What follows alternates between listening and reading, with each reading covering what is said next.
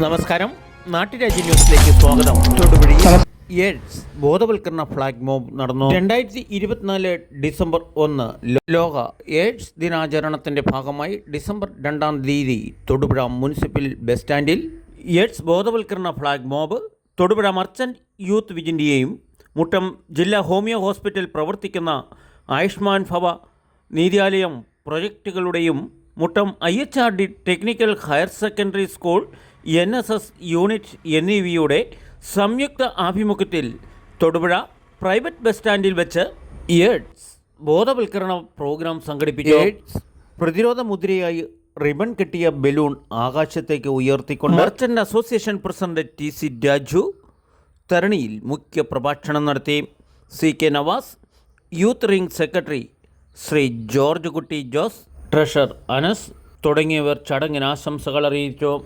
Merchant youth league president Shri Prashanth Kuttappas ചടങ്ങിന് സ്വാഗതം പറഞ്ഞു.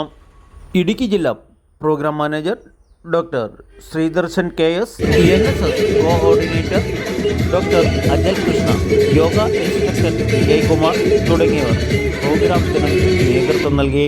Muttom IHRD technical higher secondary സ്കൂളിലെ കുട്ടികൾ എയ്ഡ്സ് ബോധവൽക്കരണ സന്ദേശം ഉൾക്കൊണ്ടുകൊണ്ട് ഫ്ലാഷ് മോബ് ഏറെ ശ്രദ്ധേയമായി.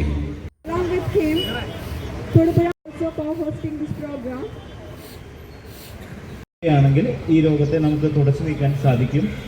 അപ്പോൾ അതിൻ്റെ എല്ലാം മാറ്റം യുവതലമുറയിൽ നിന്ന് തന്നെ തുടക്കം കുറിക്കാൻ വേണ്ടിയിട്ടാണ് ഇന്ന് ഇവിടെ ഈ ഒരു പ്രോഗ്രാം കേരള സർക്കാരും ഹോമിയോ വകുപ്പും നിരവധി വകുപ്പുകൾ ചേർന്നിട്ടൂടെ ആരംഭിച്ചിട്ടുള്ളത്. Done by Dr. Sridarshan, National Ayush also co-hosting this program.